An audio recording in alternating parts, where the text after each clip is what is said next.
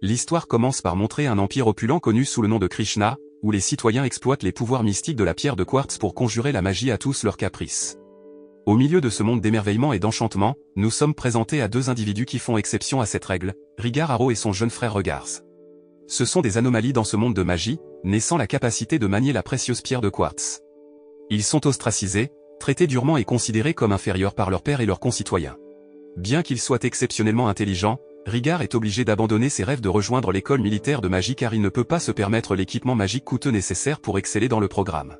Ce destin cruel, associé au ridicule et à l'ostracisme constant que lui et son frère endurent, remplit Rigar d'un profond sentiment de désespoir et de désespoir. Pour aggraver les choses, le père de Rigar et Regars est décédé il y a tout juste un an, ne leur laissant rien d'autre que des terres agricoles et la connaissance de la façon de survivre sans magie. Les deux frères vivent maintenant une vie humble, travaillant sans relâche pour joindre les deux bouts tandis que Rigar rêve d'un monde où il peut être apprécié pour qui il est, et non pour son manque de capacité magique. Lorsque Rigar navigue dans un monde qu'il évite, il reçoit une convocation inattendue dans la capitale de nul autre que le roi de Krishna, Odre lui-même. En arrivant au palais, le cœur de Rigar s'emballe alors qu'il pose les yeux sur la reine Sigun Erster, son ancienne camarade de classe et amour non partagé, qui a depuis épousé Odre. Les pensées de Rigar sont rapidement redirigées alors qu'il retrouve Odre, son cher ami d'école. Malgré leur longue séparation, les deux retombent rapidement dans leur ancienne camaraderie. Rigar demande avec impatience où se trouve Zès, un autre membre de leur groupe, et l'expression de Odre s'assombrit alors qu'il révèle que Zès a mené un coup d'état dans la région d'Assam au nom de l'Empire athénien. Les Athéniens étaient sortis victorieux de leur guerre contre l'Empire d'Orlando et cherchaient maintenant à étendre leur pouvoir en conquérant Krishna. Odre révèle que le conflit a été caché au public pour éviter la panique, mais en vérité, les forces de Krishna et d'Athènes sont déjà engagées dans une guerre brutale à la frontière. À la grande surprise de tous, Zès, qui était autrefois connu pour son aversion pour la violence, a pris la tête de l'armée athénienne. Ayant appris la guerre qui se prépare et la menace qui pèse sur ses proches, Rigar prend la décision audacieuse de fuir avec son frère Regars vers la sécurité des montagnes. Cependant, avant qu'il ne puisse s'échapper, Odre l'arrête et implore Rigar de l'aider à éviter le désastre imminent, même s'il sait que Rigar ne peut pas utiliser la magie. Odre révèle que les Athéniens ont proposé un traité de paix, qui mettra fin au conflit à condition que l'Empire Krishna cède tous ses territoires et que la famille royale soit exécutée.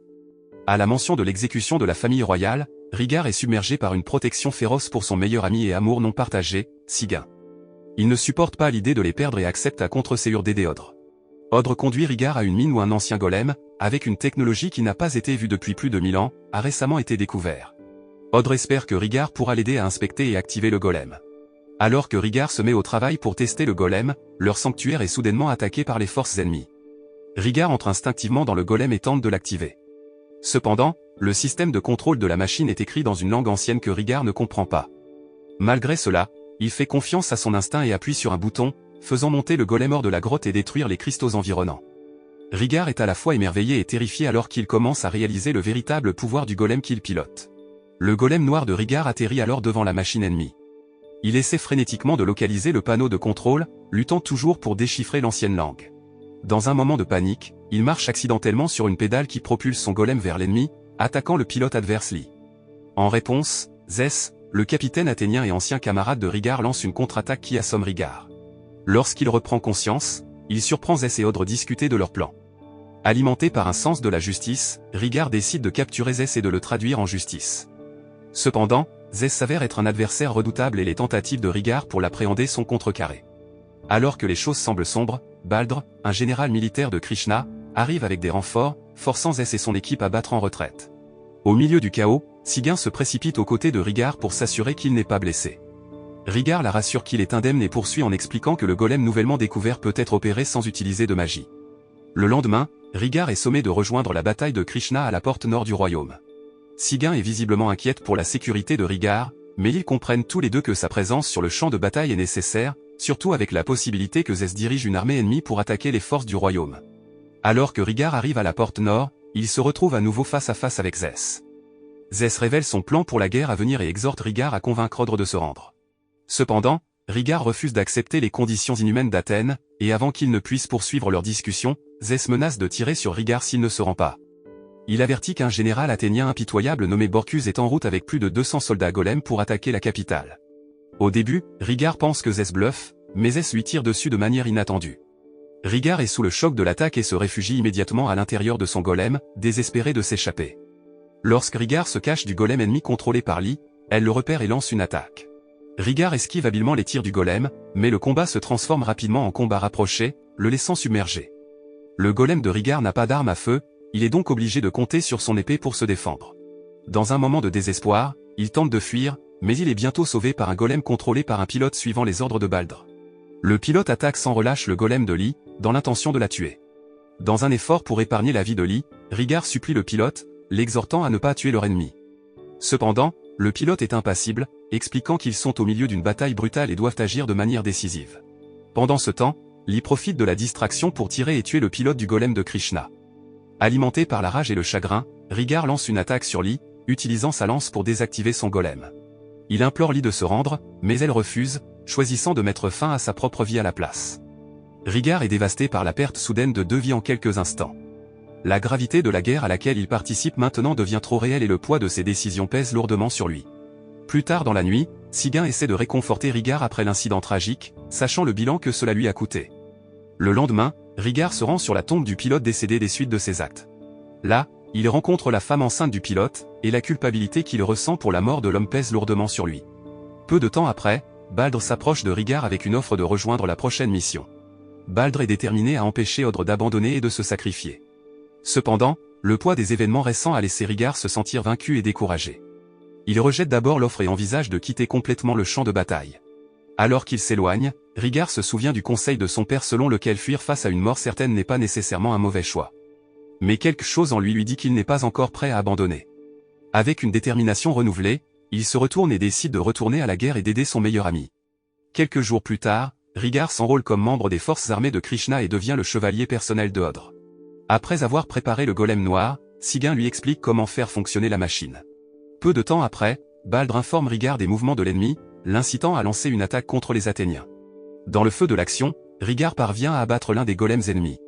Cependant, sa rencontre avec Zès s'avère plus difficile et Rigard se bat pour vaincre son ancien camarade. Dans un geste désespéré, Rigard tente de désactiver la machine golem de Zès, mais elle s'échappe à l'attaque et assomme Rigard. À son réveil, il apprend que Zès a réussi à s'échapper. Au palais, Odr se retrouve face à face avec un jeune soldat athénien nommé Nike qui a été capturé par l'armée de Krishna. À la grande horreur de Odr, il apprend qu'Athènes a mené des expériences sur de jeunes soldats pour accélérer leur croissance et les transformer en soldats adultes à l'âge de 20 ans. Nike, qui n'a que 12 ans, est l'une des victimes de ces cruelles expériences. Alors que la menace d'une attaque contre la capitale se profile, Sigyn demande à Rigard de rejoindre le Millennium Battalion, une force spéciale formée pour protéger Odr et dirigée par le capitaine Narvi. Rigard rencontre les autres membres du bataillon, dont Girge.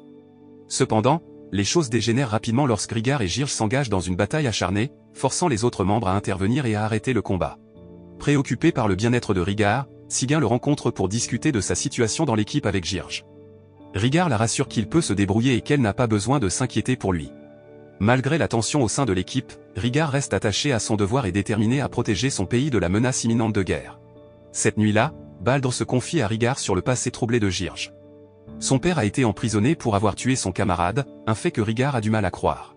Baldr admet qu'il ne comprend pas pourquoi son fils l'a fait, mais Rigard l'entend dire qu'il tuerait Girge s'il interférait avec la stratégie de combat de Krishna. Cette révélation pèse lourdement sur l'esprit de Rigard alors qu'il est aux prises avec la complexité de la situation. À une autre occasion, Rigard rencontre Odr et l'implore de ne pas abandonner jusqu'à son retour de sa mission. Les deux amis partagent un moment sincère et Rigard jure de faire tout ce qui est en son pouvoir pour protéger Odr et Krishna. Le lendemain matin, alors que Rigard est sur le point de se lancer dans sa mission, Sigyn le confronte à propos de quelque chose qui la dérange. Bien qu'elle ne révèle pas la source de sa colère, Rigard sent que quelque chose ne va pas et essaie de la consoler. Quelque temps plus tard, Rigard s'est associé à l'armée de Krishna et s'est engagé dans un combat acharné contre les Athéniens. Alors que la bataille faisait rage, Baldr était de plus en plus frustré alors que plus de 20 unités des golems de Krishna étaient détruites par Borkus et ses troupes. Mais avec Rigard de leur côté, les forces de Krishna ont pu égaler la force de l'armée athénienne attaquante. Rigard contrôlait son golem avec une vitesse et une agilité remarquables, attaquant sans relâche quiconque se trouvait sur son chemin, qu'il soit ami ou ennemi. Rigard a également combattu courageusement, sautant dans l'action et lançant un barrage de flèches pour abattre l'ennemi. Cependant, leurs efforts se sont avérés vains car l'armure du golem était impénétrable. Juste au moment où il semblait que tout espoir était perdu, Barkos est apparu, prêt à frapper et à anéantir les golems de Krishna. Mais une tournure inattendue des événements s'est produite lorsqu'un tireur allié à Athènes a tenté de protéger tous les membres de l'armée. Sans autre choix, Athènes se retira de la bataille ce jour-là. Quelques jours plus tard, Rigard s'est précipité dans sa ville natale après avoir entendu la nouvelle d'une attaque des forces de Barkos. À son arrivée, Il trouva ses pires craintes confirmées alors qu'il tombait sur les corps sans vie de ses amis. Il est vite devenu évident qu'il s'agissait d'un piège tendu par Barkos et ses hommes, qui recherchaient le puissant golem de Rhaegar. Lorsque les troupes de Barkos se sont rapprochées, Rhaegar s'est préparé au combat, déterminé à défendre sa maison et ses proches. Mais les compétences de combat supérieures de Barkos sont rapidement devenues apparentes alors qu'il submergeait Rhaegar au combat et l'attaquait sans relâche. N'ayant plus d'autres options, Rhaegar a riposté avec son épée, mais Barkos l'a encore une fois assommé sans effort. Peu de temps après, Rhaegar se réveilla et vit les soldats athéniens démonter son golem. Il s'échappe rapidement lorsqu'il voit un signal venant des montagnes. Il bondit vers son armée, poursuivi de près par les Athéniens qui sont déterminés à l'arrêter. L'armée de Krishna est assiégée par les Athéniens et est lentement vaincue. Un par un, les membres de l'armée décident de fuir ou de se rendre, laissant la situation sombre pour Krishna. Cependant, Rhaegar refuse d'abandonner et suit Girge, qui a également décidé de fuir. Alors qu'il se ferait un chemin à travers les montagnes, Girge confronte Rhaegar à propos de ses actions, le qualifiant d'hypocrite pour avoir risqué la vie de ses camarades à des fins personnelles. Rhaegar se sent offensé par les accusations de Girge et les deux s'engagent dans un combat acharné. Girge menace même de kidnapper Sigyn après avoir vaincu Rhaegar. Au même moment, lorsque Rhaegar tente de réparer sa machine golem, plusieurs soldats athéniens apparaissent soudainement et commencent à attaquer. Girge se précipite rapidement pour aider Rhaegar, affrontant seules les forces ennemies. Cependant, la machine golem de Rhaegar fonctionne soudainement mal, le laissant incapable d'aider Girge dans le combat. Malgré cela, Girge s'avère être un combattant habile, éliminant les soldats athéniens un par un. Mais juste au moment où ils pensent avoir gagné, une autre armée de soldats athéniens apparaît, maîtrisant Girge et le capturant. Alors que Barkos se prépare à tuer Girge, il pousse Rhaegar de la falaise pour lui sauver la vie. Lorsque Rhaegar a repris conscience, il s'est immédiatement précipité vers la capitale de l'Empire de Krishna pour rejoindre l'armée principale défendant la capitale royale. Alors qu'il montait dans son golem, il se souvint de sa promesse à Sigyn qu'il reviendrait vivant. Rhaegar s'avança vers la capitale assiégée et engagea une bataille contre Barkos, le général athénien. Malgré les vaillants efforts de Rhaegar, Barkos s'est avéré être un adversaire redoutable et Rhaegar a eu du mal à se défendre. Mais juste au moment où tout semblait perdu, Sigyn apparut et donna à Rhaegar une arme shuriken géante attachée avec une grande corde. Bien que Rhaegar ait d'abord eu du mal à contrôler la nouvelle arme, il a rapidement commencé à la maîtriser après plusieurs tentatives, portant finalement un coup puissant sur le golem de Barkos, causant des dégâts importants. Barkos a émergé de son golem endommagé et a commencé à tirer sur Rhaegar avec une arme à feu.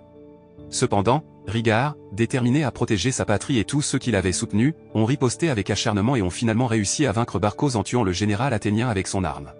Avec la défaite de Barkos, la guerre a été gagnée par l'Empire Krishna. Au lendemain de la bataille, Rhaegar est apparu dans la zone de combat, criant avec colère à Rhaegar pour l'avoir laissé derrière. Cependant, Rhaegar était ravi de voir que son petit frère était toujours en vie et pleura des larmes de soulagement. La morale de l'histoire est que si jamais vous êtes pris dans une guerre entre golems et humains, n'oubliez pas d'apporter une arme shuriken géante attachée avec une grosse corde. Vous ne savez jamais quand cela pourrait être utile. N'oubliez pas non plus de recharger les batteries de votre golem avant de vous lancer dans la bataille.